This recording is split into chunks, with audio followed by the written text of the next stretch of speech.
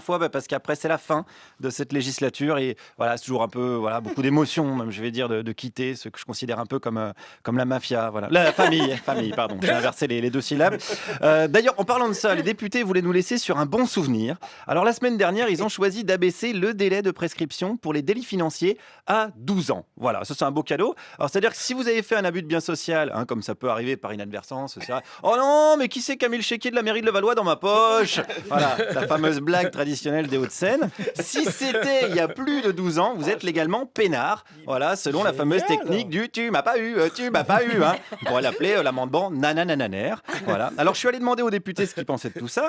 Et on commence avec mon nouvel ami, le député Les Républicains Alain Marceau. Alors lui, c'est un ancien magistrat. D'ailleurs, ça tombe bien. C'est celui qui avait dit que les Belges étaient naïfs. Donc c'est un mec qui sait observer, qui milite pour le port d'armes. Enfin voilà, un mec qui a tout pour vous plaire. Alain, qu'est-ce qu'il pense de l'immunité pour les délinquants en col blanc? C'est pas tout à fait comme ça qu'il faut voir les choses. Ah, c'est pas la vérité, ça? Ne soyez pas inquiets là-dessus, parce que je crois pas qu'il y ait d'entourloupette. Il n'y avait pas de la recherche d'une mauvaise action à commettre contre les victimes. Alors pourquoi une prescription? Mais parce qu'on est en matière de délit. Enfin, il faut bien qu'un jour la justice passe où on va pas rester dans l'incertitude. Je crois que le justiciable, il a besoin de savoir où il met les pieds aussi. Le justiciable, vous y pensez au justiciable? Ah ouais, c'est facile. Bah oui, vous pensez qu'au contribuable qui se fait voler, mais vous y pensez à l'angoisse du mec qui a détourné du pognon il y a 11 ans et 364 jours. Bah, voilà, avant, il savait pas ce qu'il allait devenir. Alors aujourd'hui, il sait qu'il peut se préparer à faire péter le Dom Pérignon dans la cave du Sénat. On avance vers toujours plus de justice. Merci les députés et merci donc à Alain Marceau. Cherchez pas, je sais bien que vous cherchez toujours la petite bête, mais je crois que les intérêts de tout le monde sont préservés et c'est finalement peut-être le meilleur moyen de mettre en place une véritable stabilité judiciaire. On a l'impression que vous pensez plutôt aux intérêts des coupables, c'est pour ça? Mais ça vous ferait plaisir, mais parce que vous avez un très mauvais esprit. Vous êtes le mec qui a le plus mauvais esprit que je connaisse. Oh putain, et le gars, attendez, est-ce que le gars côtoie tous les jours Eric Ciotti, Christian Estrosi? Je suis sûr qu'il a déjà bouffé avec Morano. Autant dire, c'est la Ligue des champions du bon esprit, évidemment. Alors Alain Marceau, il côtoie aussi dans son groupe parlementaire un certain Georges Fenech, que j'ai rencontré aussi ce matin, et ça tombe bien. Pourquoi? Parce que c'est justement lui, le député, qui a proposé ce texte de loi. Et donc, il trouve comment le délai? C'est un délai tout à fait raisonnable. Par exemple, sur l'affaire Fillon, on n'aurait peut-être pas pu enquêter puisque ça date de plus de 12 ans.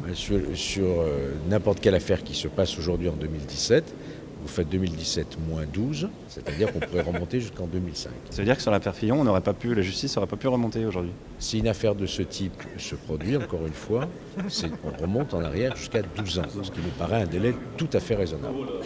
Oui, mais justement, ce que je vous dis sur l'affaire Fillon, là, ça remonte à plus de temps que ça. Je vous fais la même réponse. Voilà. Et moi, je vous redis donc à nouveau que si cette loi avait déjà cours, aujourd'hui, François Fillon, les révélations du canard, il s'en battrait les couilles avec des fausses factures. Voilà, c'est une métaphore, évidemment. Ne faites pas ça chez vous, c'est un truc de professionnel. D'ailleurs, pour être sûr de mon coup, j'ai demandé à un député socialiste, cette fois-ci, il s'appelle François Loncle. Est-ce que j'ai bien tout pigé? Alors, je ne sais pas si vous avez tout compris, parce que moi-même, je n'ai pas tout compris. Je vais vous expliquer pourquoi. Ma spécialité, c'est la politique internationale, la politique étrangère. Donc, je n'ai pas suivi ça à la lettre. Mais je serais choqué si ce que vous dites est vrai. C'est le cas? Eh bien, c'est dommage, et je le regrette. Et si il y avait une nouvelle lecture, je voterais contre, évidemment. Mince, mais alors là, vous n'avez pas voté du tout? Écoutez, si j'ai voté... peut-être pas, d'ailleurs. Bon, mais vous savez très bien... Alors là, vous ne savez plus. Contrairement... Non, le problème n'est pas... Je vais évidemment regarder où on en est. S'il y a... Là, c'est trop tard, ça a été voté. Eh bien, je le regrette. Et nous donc, dit François, alors, c'est comme si j'arrivais à l'émission à 18h en vous disant ah bon, j'ai pas fait ma chronique? Oh bah merde alors, je vais voir, je vais me renseigner. Si vous avez raison, je serai pas content. Attention, je gueulerai. Alors bon, on critique. Alors attention, évidemment, c'est pas facile d'être député non plus. Moi, j'ai voulu me mettre à la place d'un député en proposant une loi de finances toute simple, que le salaire d'un député soit indexé sur le revenu médian des Français. C'est simple comme proposition. Alors médian, c'est-à-dire qu'il y a autant de gens qui gagnent plus que de gens qui gagnent moins. En France, c'est environ 1 700 €. Alors pourquoi j'ai pas pris le salaire moyen? Parce que la moyenne, ça veut pas dire grand-chose. Par exemple, si on prend la moyenne des salaires d'André Manoukian et de notre stagiaire, on doit être pas loin de 18 000 €. Voilà. Alors ça va baisser parce que le grand journal va s'arrêter, mais on doit être à peu près à ça.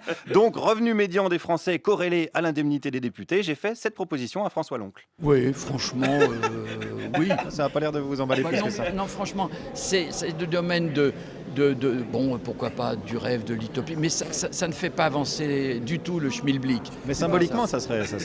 Non, il ne faut pas faire de démagogie, surtout pas. Les politiques ne font jamais de démagogie, par exemple? Alors on fait de l'électoralisme c'est pas la même chose. C'est pas la même chose. Eh oui, mais je connais pas bien les nuances, ouais, c'est pour ça. Alors ceci dit, ma proposition, elle peut plaire aux électeurs. Hein. Si quelqu'un veut bien lancer une pétition, ça peut assez vite se vérifier. Et pour conclure, tiens, retournons voir Alain Marceau. Qu'est-ce qu'il en pense de ma proposition de loi? Oui, on peut payer les députés 1700 €. Je propose même mieux que ça. Je propose que l'on fasse payer les députés pour devenir députés. Je crois que ça sera encore une meilleure solution. Vous dites absolument n'importe quoi, mais après tout, vous faites dans la démagogie. C'est votre Pourquoi droit ça le plus serait pas absolu. mal, ça? Mais arrêtez vos conneries. Voilà, donc ma proposition est une connerie, mais l'impunité pour les délits financiers est tout à fait raisonnable. Voilà, c'était Guillaume Meurice en direct d'un monde parallèle qu'on appelle l'Assemblée nationale. Merci Guillaume. Je note que c'est donc vous qui êtes démagogue et pas eux. Hein. Non, On est eux, c'est d'accord, bon. hein. Ça, Ouais, eux, c'est bon, ouais, on est d'accord. Eux, ils sont Parfait. pas du